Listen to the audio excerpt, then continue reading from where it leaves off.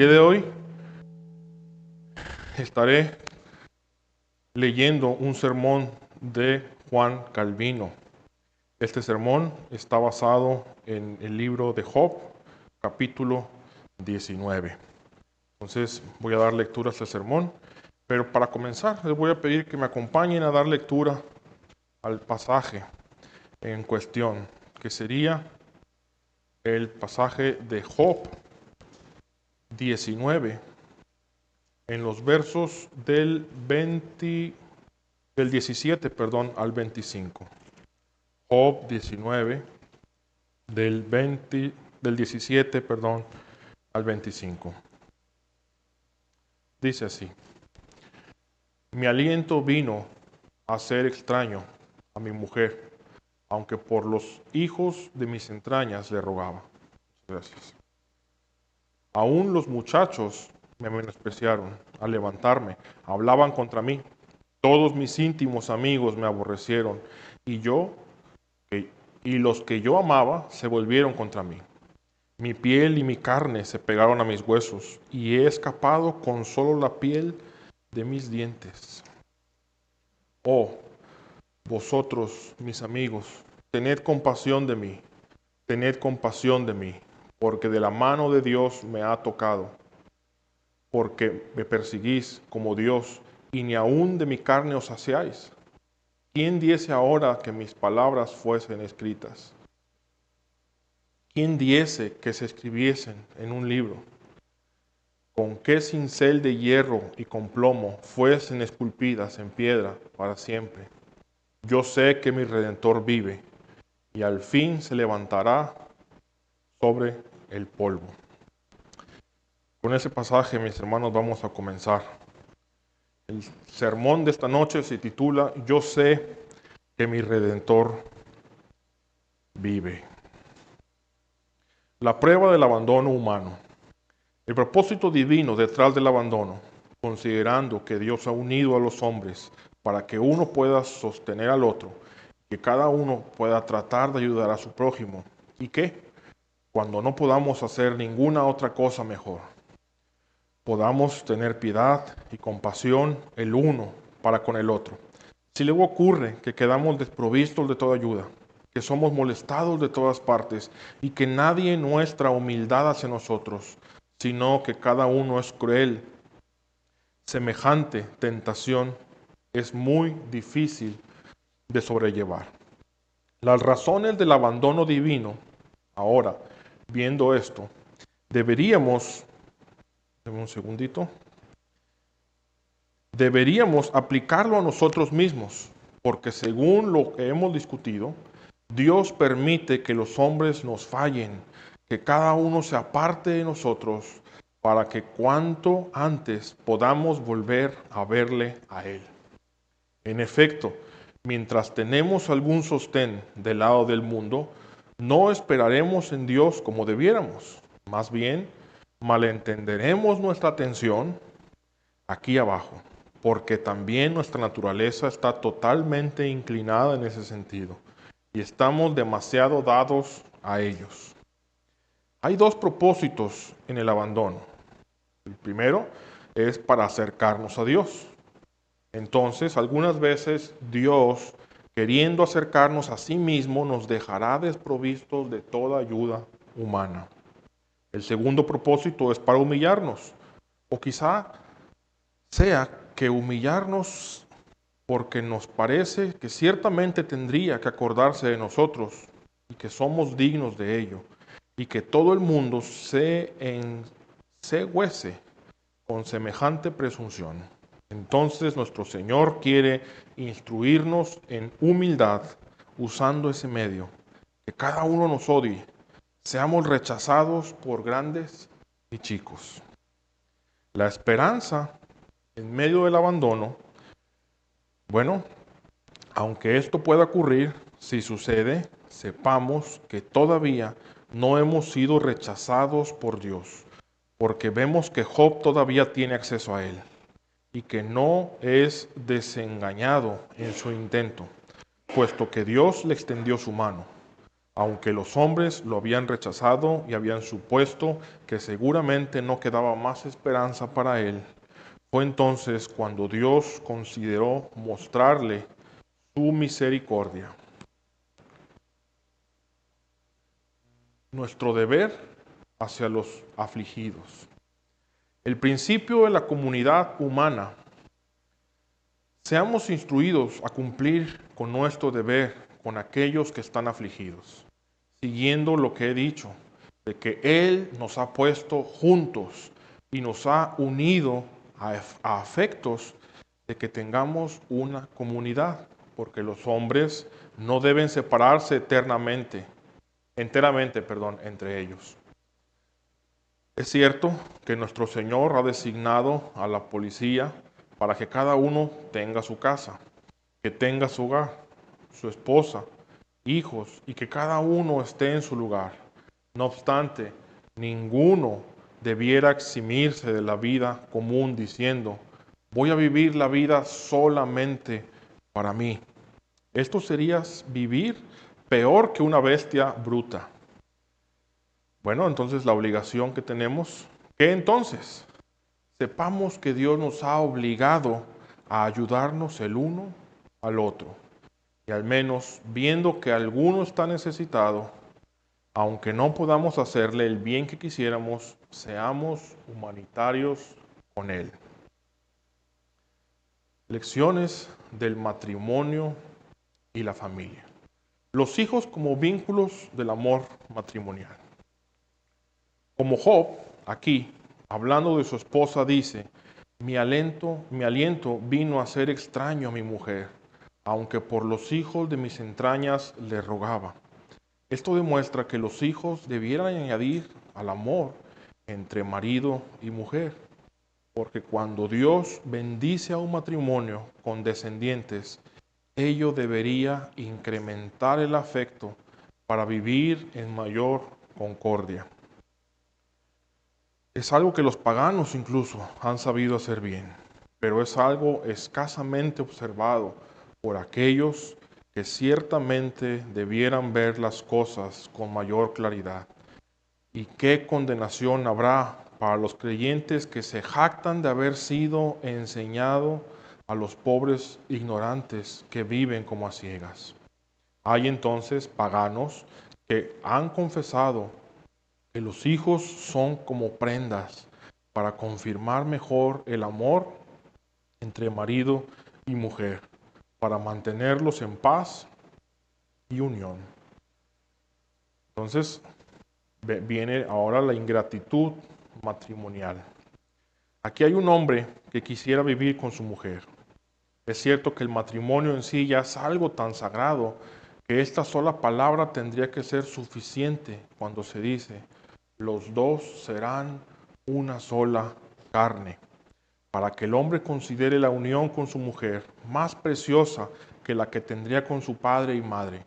Pero si Dios aún añade, como confirmación sobreabundante de esta gracia, que el matrimonio produce hijos, y aún así los hombres y mujeres son tan brutos para no ser inducidos e incitados por esto a amarse aún mucho más, ciertamente demuestran una ingratitud por demás despreciable.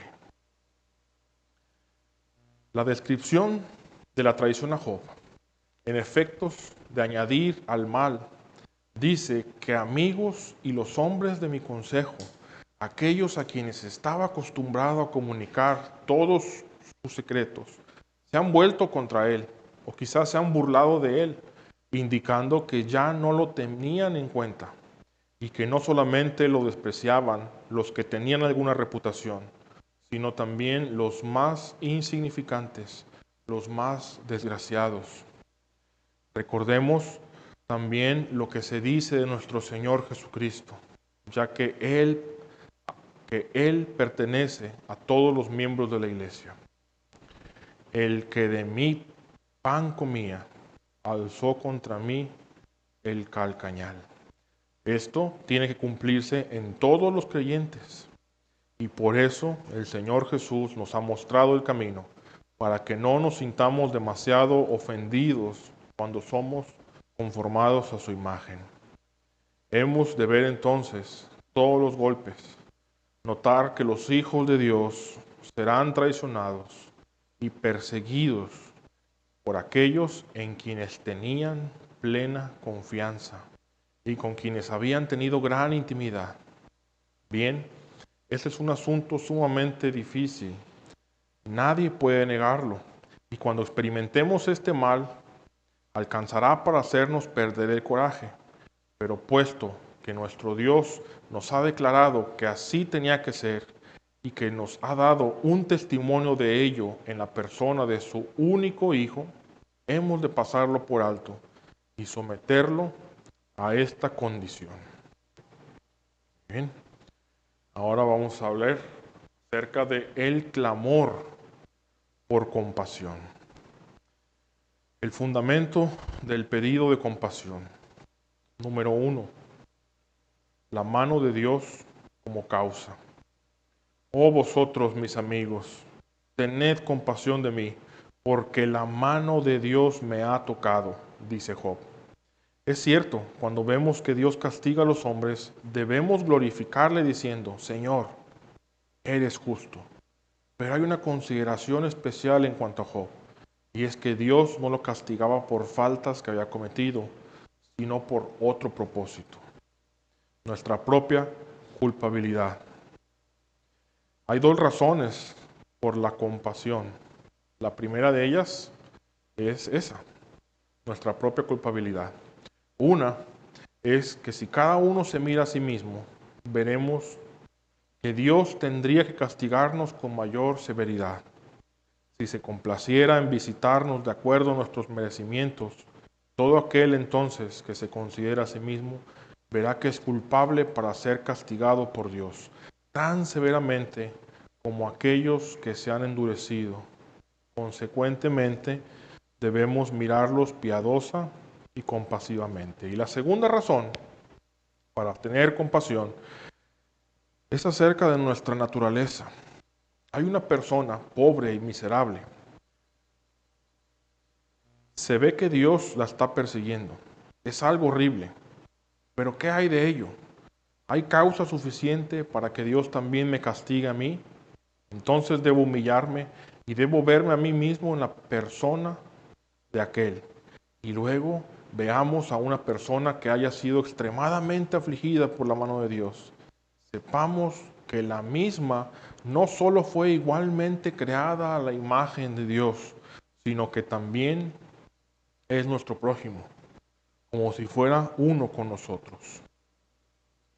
Entonces debemos de tener también terror por caer en las manos de Dios. Es por que ahora Job dice, amigos, tened compasión de mí, porque la mano de Dios me ha tocado. Para entender esto mejor aún, debemos considerar la siguiente declaración.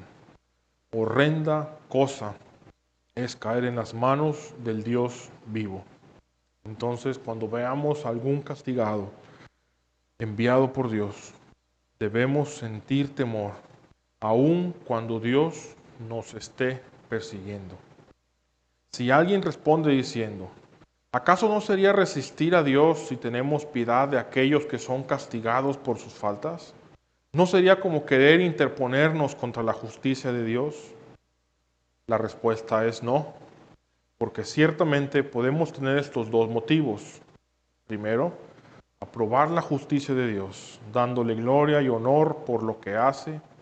Y sin embargo, número 2, permitirnos un sentimiento de piedad hacia aquellos que son castigados, dado que nosotros merecíamos tanto o más, y puesto que debemos buscar la salvación de todos, sea la de nuestro prójimo cercano o la de aquellos con quienes nos une algún lazo interpuesto por Dios.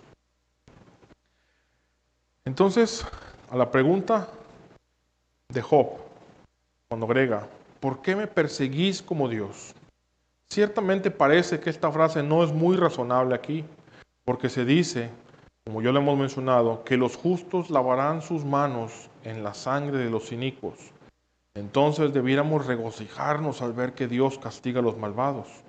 La respuesta, el propósito divino de los castigos. Pero esta cuestión ya fue solucionada cuando dijimos que podíamos muy bien estar de acuerdo con la justicia de Dios y sin embargo permitirnos un sentimiento de piedad hacia aquellos que sufren, y ayudarles, si está en nuestro poder hacerlo, porque por lo menos hemos de sentirnos impulsados a desear su salvación. Por lo tanto, sería una crueldad si perseguimos a los hombres de Dios. ¿Y por qué? Porque cuando Dios aflige a los hombres, no digo solo los justos como Job, sino aquellos que han vivido en el mal o que han llevado una vida malvada. No es que vayamos a levantar nuestra cabeza contra ellos y que les vayamos a molestar aún más, sino que Él quiere, en primer lugar, que cada uno de nosotros pueda aprender a condenarse a sí mismo en la persona del otro. Esto nos lleva a una lección de humildad. Veo que tal individuo ahora es castigado por las caras de Dios. ¿Y por qué? Por sus pecados. Ahora bien, ¿acaso no es Dios el juez de todo el mundo? Entonces, esto me incluye a mí. Porque ¿acaso soy inocente? Ay, no hay sino demasiadas faltas, y todas son faltas despreciables. Así es, entonces, como uno debería condenarse en la persona de otro, cada vez que contemplemos en otro los castigos enviados por Dios. Además, Dios también quiere instruirnos en la piedad y compasión. La condición física deplorable. Ahora Job todavía agrega algunos otros lamentos referidos a sus miserias, diciendo, mi piel y mi carne se pegaron a mis huesos, y he escapado con solo la piel de mis dientes. Esto es para expresar mejor la proposición que ya hemos discutido, el decir que sus enemigos ciertamente debieran estar satisfechos, aunque fuesen semejantes a bestias, con el único anhelo de devorar. Al decir que ha escapado con la piel de sus dientes, es para indicar que no hay salud en él, sino en sus encías, o que su piel se asemeja a sus encías, porque cuando la infección, se ha esparcido en el cuerpo, la piel ya no se ve seca, tendrá en cambio el aspecto de las encías. Es decir, cuando la descomposición se dispersa, todo es carcomido y la carne se verá ensangrentada y brotará mitad sangre y mitad agua como una herida, como también vemos que una herida tiene el aspecto de las encías. Así que entonces Job está diciendo aquí que su aspecto humano estaba tan desfigurado que ya no se le reconocería. Ahora, habiendo llegado a tal extremo, ¿no era razonable que sus amigos se dieran por satisfechos?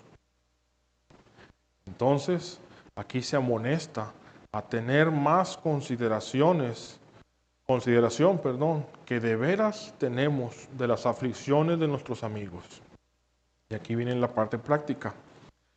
Cuando Dios les envía algunas calamidades, deberíamos orar a Él que nos quiera dar la gracia de tener nuestros ojos más abiertos para considerarlos y de tener bien en cuenta para que puedan inducirlos a la piedad. La petición de Job, ahora, puesto que Job era acusado por sus amigos de haber blasfemado contra Dios y de haberse justificado a sí mismo sin razón alguna y de haberse enceguecido en sus vicios sin reconocerlos. En vista de ello, Job dice, ¿quién diese ahora que mis palabras fuesen escritas? ¿Con qué cincel de hierro y con plomo fuesen esculpidas en piedra para siempre y como memoria permanente? Hablando de esta manera, Job declara que no en vano ha conservado su inocencia y que no solamente teme aquello que sería un reproche para él delante de Dios. Sabe que tiene una buena causa para hacerlo. En resumen, Esto es lo que sostiene.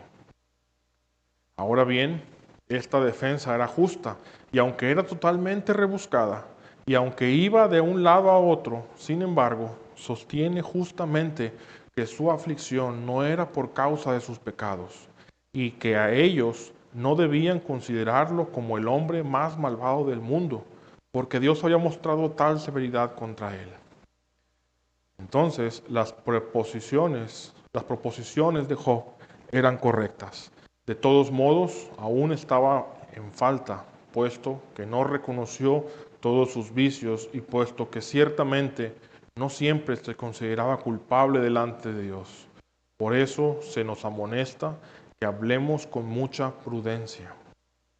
El ejemplo de David, que encontramos en el Salmo 39, 2, dice: guardaré mi boca con freno, en tanto que el impío esté delante de mí. Pero al final no me pude contener. David sabía bien que cuando los hijos de Dios son tentados y se ven oprimidos por aflicciones, mientras que los malvados logran sus victorias y tienen vía libre, ello es una experiencia tan dura que nos resulta sumamente difícil contenernos, y no murmurar contra Dios. De manera que al unir este pasaje de David con el ejemplo de Job, debemos ser instruidos a callarnos cuando Dios nos aflige. ¿Y por qué? Porque de acuerdo a la violencia de nuestras pasiones, aunque aprendamos a hablar con la debida sencillez y alabar a Dios y a bendecirle, aún así no llegamos a ser tan prudentes y moderados que no se nos escape nada, que no se nos salga alguna bambolla. Es decir, que siempre seremos culpables en nuestras declaraciones. Y por último llegamos a la declaración culminante, la que toma el nombre de ese sermón. Mi Redentor vive. Ahora, para finalizar, Job agrega que él sabe que su Redentor vive. Ciertamente, en aquel entonces esto no podía ser entendido tan cabalmente como ahora. De manera que debemos entender la intención aquí de Job al hablar de esa manera. Su intención, entonces, es que no estaba haciendo la parte de un hipócrita, presentando su causa delante de los hombres y justificándole a sí mismo. Él sabía que se las tenía que ver con Dios. ¿Qué es lo que sostiene Job? Sabemos que los hombres hacen todo lo posible por excusarse, ellos mismos, en efecto, sin pensar en Dios. Les es suficiente que el mundo esté satisfecho con ellos, y en tal caso son considerados como caballeros. Esta es la hipocresía que engendra actitudes impúdicas. Porque si no sé que Dios es mi juez, me conformaré con que los hombres me aplaudan y yo tenga buena reputación entre ellos. ¿Y qué habré ganado? Nada, absolutamente nada. Ahora bien, Job, en cambio, dice: yo sé que mi Redentor vive y que al fin se levantará sobre el polvo, como si dijera: quizá yo sea considerado un hombre malvado y desesperado, como alguien que ha blasfemado contra Dios, tratando de justificarme a mí mismo contra Él. No, en absoluto. Solamente quiero humillarme y descansar debajo de su gracia. Sin embargo, sostengo mi integridad delante de ustedes, porque veo que ustedes solamente proceden con calumnias. Entonces me defiendo de tal manera de tener en cuenta a Dios y tener mis ojos fijados en Él. Por último, tenemos la aplicación final. Una lección en contra de la hipocresía. De esto podemos y deberíamos deducir buenas enseñanzas.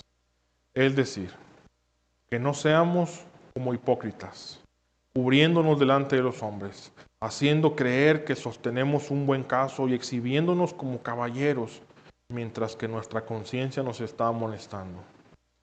Segundo, debemos aprender a hacer un autoexamen de nosotros mismos, examinarnos a nosotros mismos, a conocer nuestros pecados y humillarnos delante de Dios. Comencemos pues diciendo, ¿cómo estoy yo mismo? ¿Es cierto que podría excusarme fácilmente delante de los hombres? ¿Es cierto?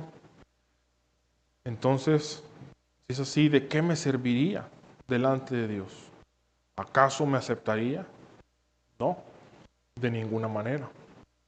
De acuerdo con esto, procedemos entonces todos, tanto grandes como chicos, a venir ante este juez celestial y que cada uno se presente allí para pedir perdón por sus faltas. Y no dudemos de que al acercarnos sinceramente somos absueltos por Él, no porque hayamos merecido, sino por su gracia y su misericordia. Conclusión. Ahora, inclinemos en humilde reverencia ante el rostro de nuestro Dios. Hasta ahí, mis hermanos, concluye el sermón.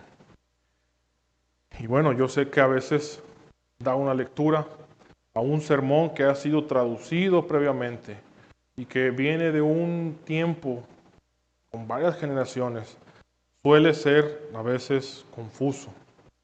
Pero no perdamos de vista las grandes lecciones que aprendemos de la vida de Job y específicamente de este punto. De manera de resumen, me gustaría recordar que lo primero que encontramos en este sermón fue el propósito del sufrimiento. Dios permitió que Job pasara por eso. Dios aparentemente le abandonó, pero ese abandono que tuvo Job le permitió, ¿para qué? Para que se pudiera acercar más a Él. De igual manera, nos muestra que debemos tener compasión con los demás. Tenemos que ser compasivos, no ser tan rápidos para juzgar, para criticar. Y bueno, a pesar de que podamos aceptar y desear la justicia de Dios y glorificar a Dios porque Él es justo y Él traerá su juicio, debemos de considerar también que hay misericordia y que nuestros enemigos aún pues fueron hechos a imagen y semejanza de Dios. Y tú y yo pudiéramos tener suficientes pecados que nos condenarían de igual manera. Entonces, está aquí ese equilibrio que debemos de tener entre desear la justicia de Dios y ser compasivos. Tenemos también que examinarnos a nosotros mismos, reconocer y ver si podemos llegar a esas mismas conclusiones a las que llegó Job. Ver nuestra vida, ver nuestras acciones y saber que nosotros tenemos que ser autocríticos, primero de nosotros, antes de ir como los amigos de Job y venir y levantar culpas contra alguien más, primero examinarnos a nosotros. Y nuestro Señor Jesús lo dijo, antes de que tú busques la paja en el ojo ajeno, primero mira la viga que está en tu propio ojo. Y por último, como ya vimos, tenemos que poner la mirada en nuestro Redentor, en la salvación, sin importar lo que haya a nuestro alrededor, las aflicciones, el rechazo, el oprobio, confiar en nuestro Señor.